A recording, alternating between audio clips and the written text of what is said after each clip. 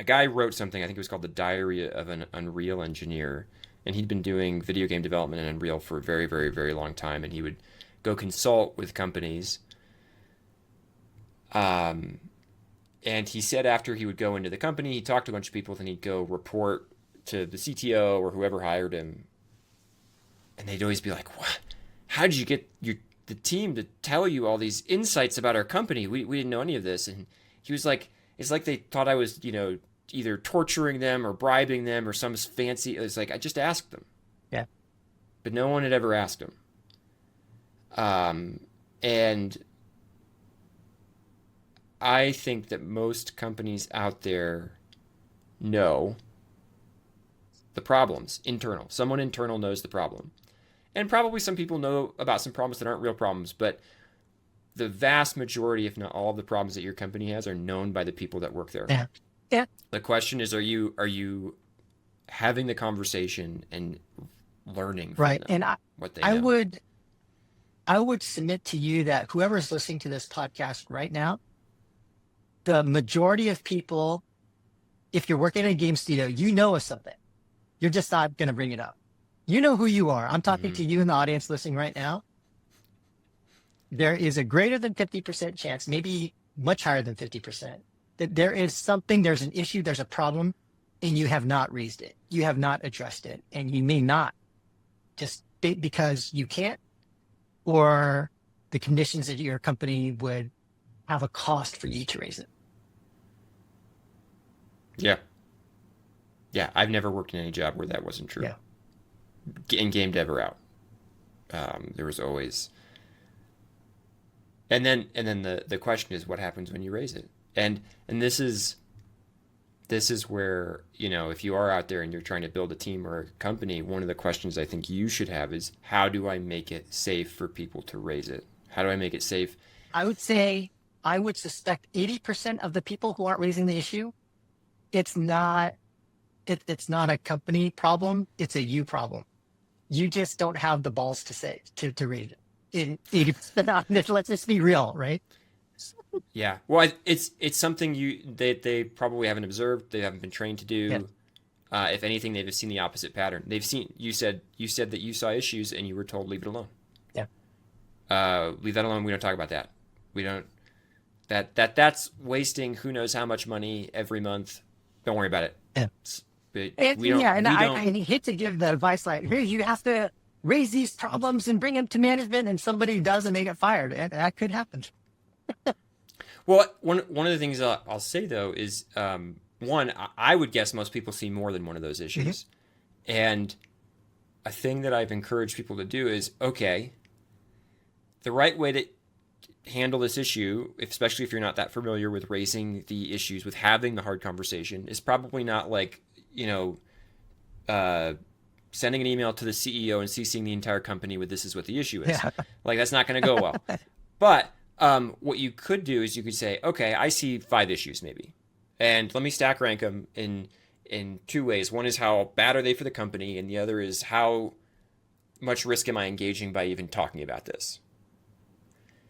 Pick one that's reasonably high on, or like high on the first scale if you can find it, and lower on the second scale, and then find a leader who you think you could trust. Yeah. Maybe it's your boss, maybe it's a peer, maybe or somebody else, right?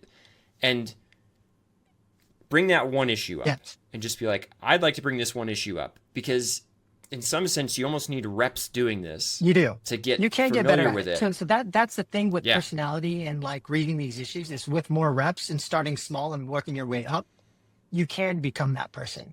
And I actually, Yeah. so when I worked at FunPlus, one of the co-founders of FunPlus, Yital, one of the biggest lessons I learned from him, just kind of related to this issue, is that the other thing that happens is that these people that know the big problems at a company, instead of raising the issue, they spend most of their time just shit talking and gossiping.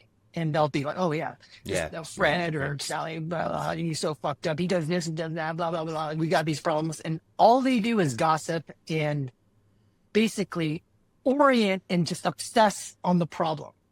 And the one less, no, well, there's a couple of lessons I learned, but one of the big lessons I learned from Yital was like, he would say to me, you spend too much time talking about the problem. If you spent more time doing something about the problem, you would be more successful. And I was like, yeah, you're right. So so after that, I kind of came up with this framework that I call winners, warners, and whiners, right? And so a winner is somebody who I basically call a determined optimist, meaning you're optimistic about your ability to solve a problem, but you're realistic about your situation and you do something about it, which allows your company or studio to win. A warner is somebody who may not be able to do that just because of their personality, whatever, but they can at least raise the issue. Hey, here's this problem. Talk to the right person. They themselves may not be able to do the right things or to, confront the person or this or that, but they can at least warn. Yeah. And then finally, the whiners are the ones who all they do is talk shit and gossip. And my point being, like, if you can convert your company to spending like 20% or 10% whining, and the vast majority of the time being solutions oriented, my God, how much more efficient, productive would your game studio be?